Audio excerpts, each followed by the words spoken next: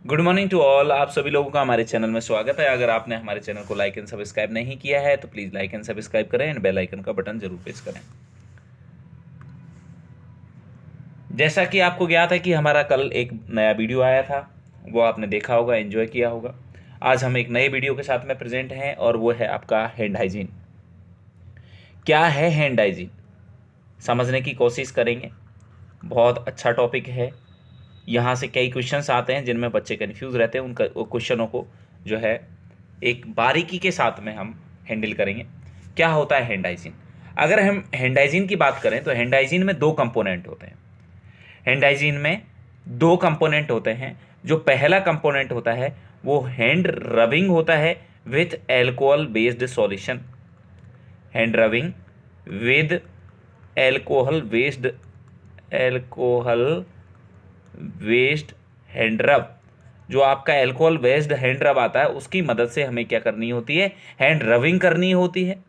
दूसरी कंडीशन जो है वो आपकी है हैंड वॉशिंग। हैंड वॉशिंग भी आपकी दो टाइप की होती हैं। हैंड वॉशिंग में एक आपकी मेडिकल हैंड वॉशिंग होती है और दूसरी आपकी जो है सर्जिकल हैंड वॉशिंग होती है।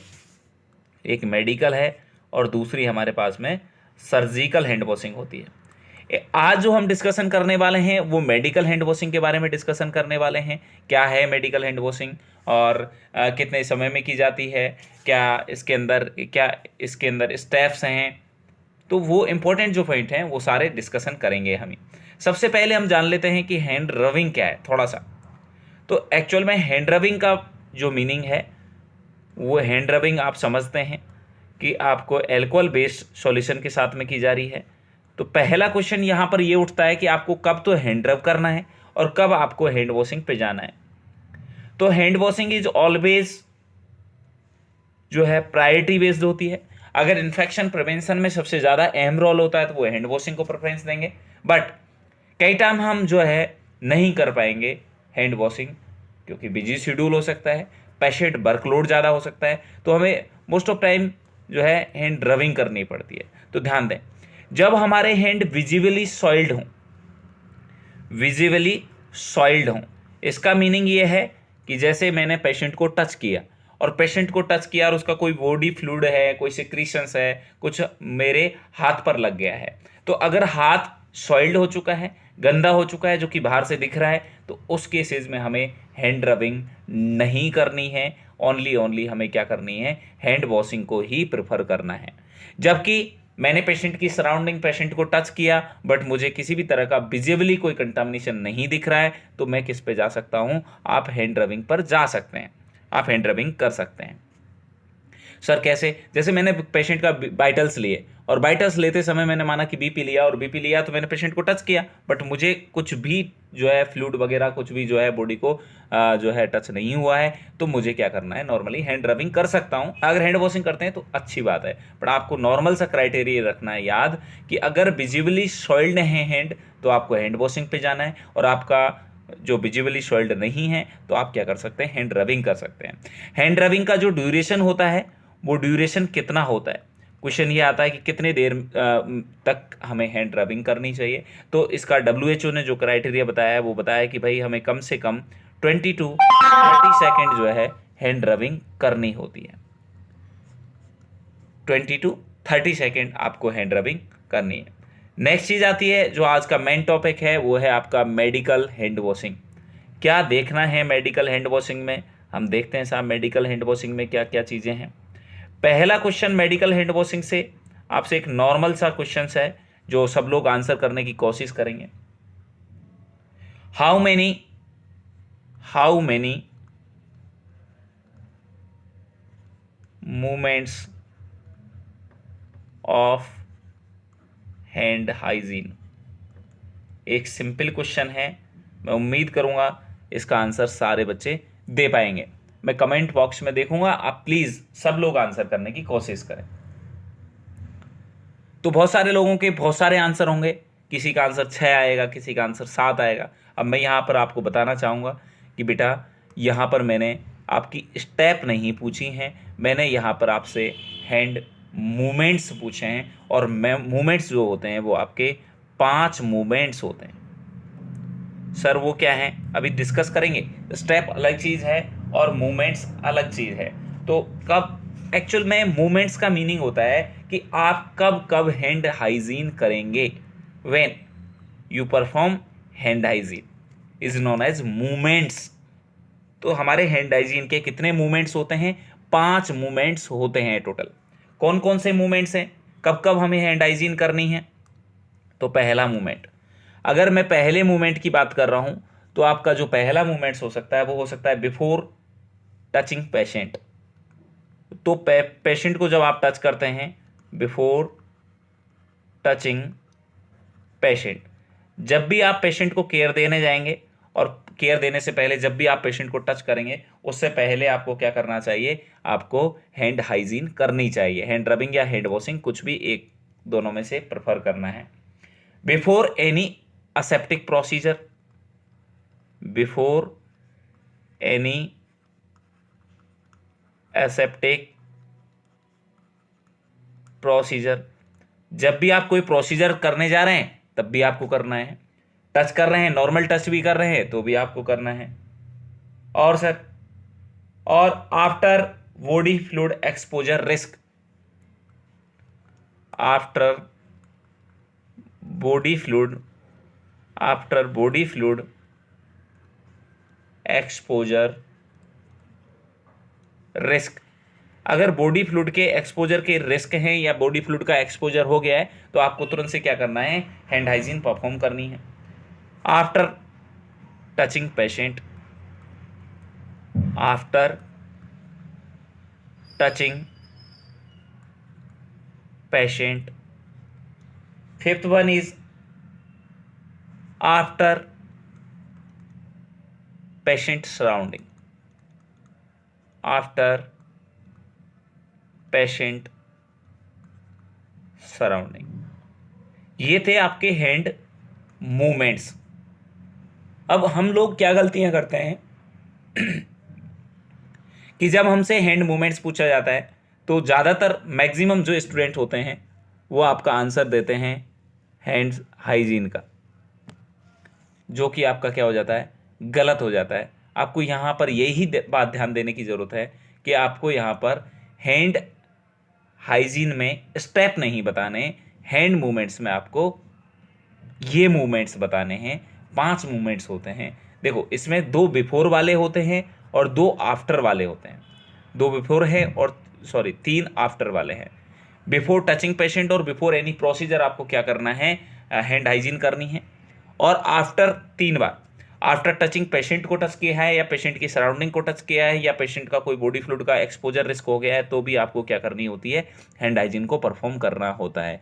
ये स्पेशली आपको यहाँ पर बात जो है ध्यान देनी है। तो ये हमारे थे मूवमेंट्स, कहाँ कहाँ हमें हैंड हाइजीन करनी होती है उसका हमें स्पेशली ध्यान होना चाहिए। एक्चुअली अब क्वेश्चन ये आता है कि क्यों हम हैंड हाइजीन क्यों कर रहे हैं? बात ये है, तो इसके पर्पज़ क्या हो सकते हैं? हैंड हाइजीन के अगर बात करें तो क्या क्या पर्पज़ हैं जो हो सकते हैं?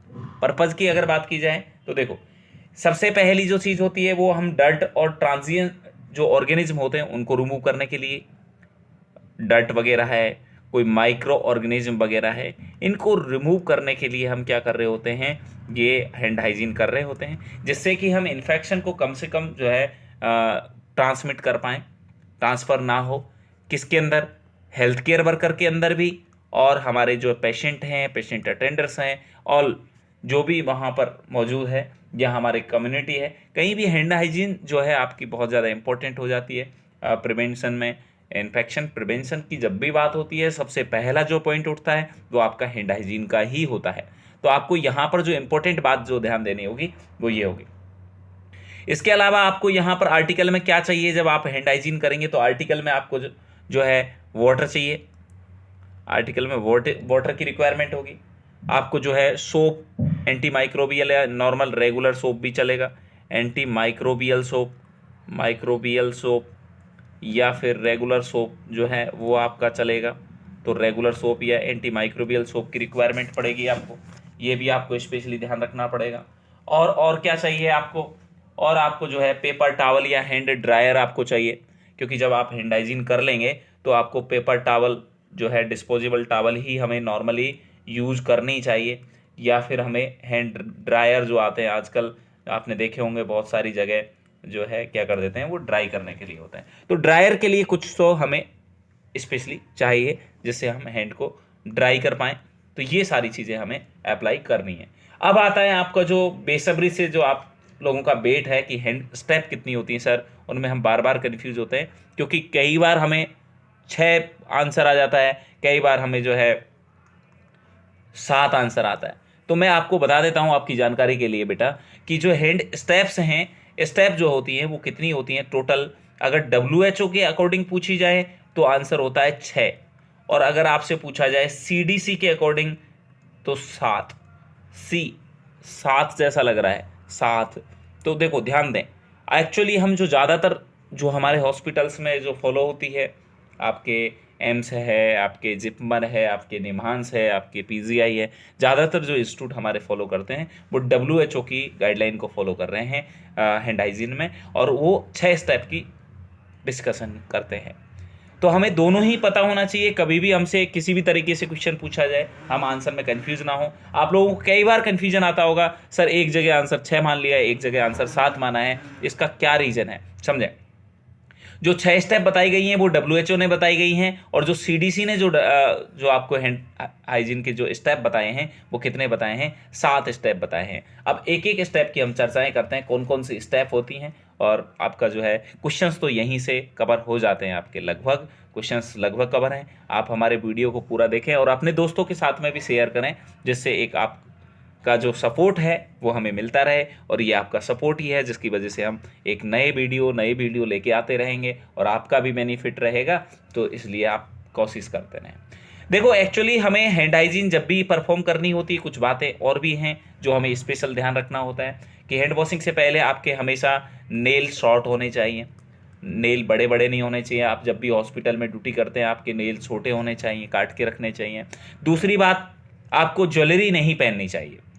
ज्वेलरी का बहुत सारे लोगों को हमें शौक होता है, तो हमें ज्वेलरी जैसे रिंग वगैरह है कुछ भी नहीं पहनना है हाथों में, बिकॉज ये हमारे शौक के लिए ठीक है, बट जब हम हॉस्पिटल में काम करते हैं तो बहुत सारे माइक्रो ऑर्गेनिज्म के कांटेक्ट में आते हैं, और ये माइक्रो ऑर्गेनिज्म जो है, जो ज्वेलरी प्रोडक्ट है उनके साथ में कैरी किए जाएंगे, ये आपके घर जाएंगे, आपके छोटे बच्चों को जो है ट्रांसमिट कर सकते हैं इन्फेक्शन, आपके अदर मेंबर को करेंगे ट्रांसमिट। और मोस्टली क्या होता है, जैसे हमने रिंग पहनी हुई है और रिंग के साथ में जो एक्चुअली माइक्रो ऑर्गेनिज्म हमें नेक्ड आइज से दिखते नहीं, नेक्ड आइज से दिखते नहीं है, ये सबसे बड़ी प्रॉब्लम है। अब दिखते तो हम क्या करते, उन्हें हटा देते, बट दिखते नहीं है।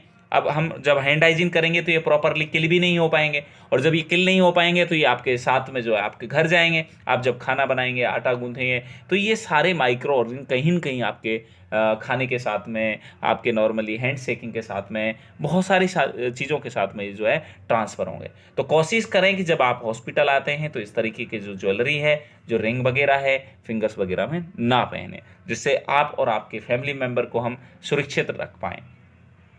अब आती है हम स्टार्टिंग पॉइंट, जो आपके 6 स्टेप हैं उनकी बातें करते हैं। तो 6 स्टेप में पहली स्टेप जो आती है आपकी, वो आती है आपकी पाम टू पाम। आपको क्या करना है, पाम टू पाम जो है, हथेलियाँ जो हैं उनको क्या करना है, अच्छे से रगड़ना है। Actually which of the following point या which of the following step is most important in hand hygiene, question पूछा जाता है।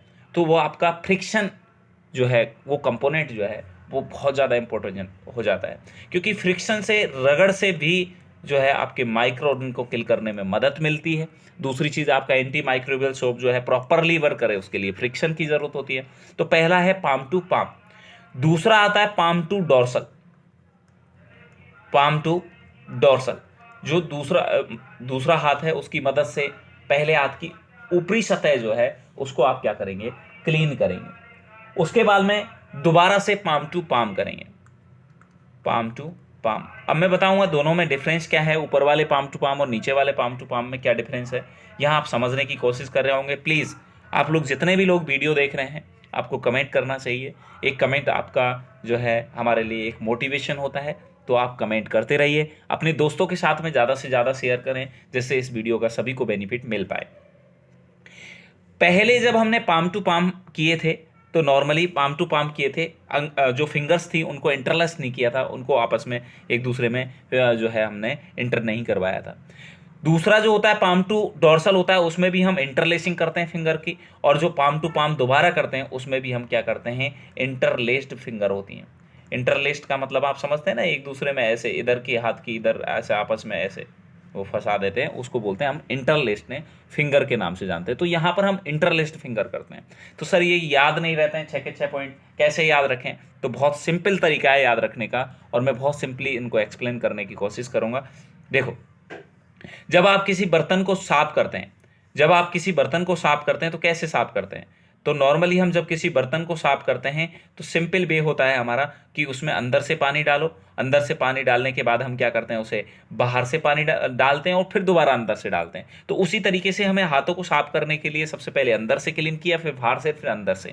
और जब आप ध्यान देंगे तो आपके क्या क्या चीज़ें हैं जो बची हुई हैं, आप अगर अपनी फिंगर को देखेंगे, ये आपकी माना कि फिंगर है, तो अगर इस फिंगर को देखेंगे तो आपका जो है क्या क्या जो एरिया है जो बच गया है, ये ध्यान देने की बात है। यहाँ पर इंपॉर्टेंट बात ये होगी, तो ध्यान दें बेटा, ये नेल वाला पोर्शन है ना, ये बच जाता है, ऊपर वाला नेल वाला पोर्शन बच जाता है, और दूसरा आपका टिप वाला पोर्शन है, ये बच जाता है। तो 2 पॉइंट बच गए हैं आपके, एक तो नेल बच गया है, एक फिंगर का टिप बच गया है, और दूसरा आपका जो थंब होता है वो अच्छे से क्लीन नहीं होता है। तो 3 पॉइंट और बच चुके हैं इन 3 पॉइंट को खत्म करने के बाद में।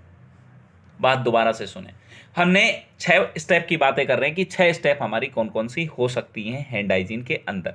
तो पहली स्टेप की जब मैं बात कर रहा हूं तो अंदर से साफ करना है, देन बाहर से साफ करना है, देन फिर दोबारा अंदर से साफ करना है। 3 स्टेप ये कंप्लीट होने के बाद में आपको रुकना है, ठहरना है, और आपको सोचना है कि आपके क्या क्या पॉइंट हैं जो आपके रह चुके हैं। तो आपका जो रहा है वो आपका नेल्स रह गए हैं, आपका फिंगर का टिप रह गया है, और आपका थंब रह गया है। इन तीनों को आइए क्लीन करते हैं दोबारा से। 3 स्टेप और लगेंगे हमारे पास में, और 3 स्टेप में हमारी पहली हम किसको क्लीन कर लेते हैं, हमारे नेल्स को क्लीन कर लेते हैं।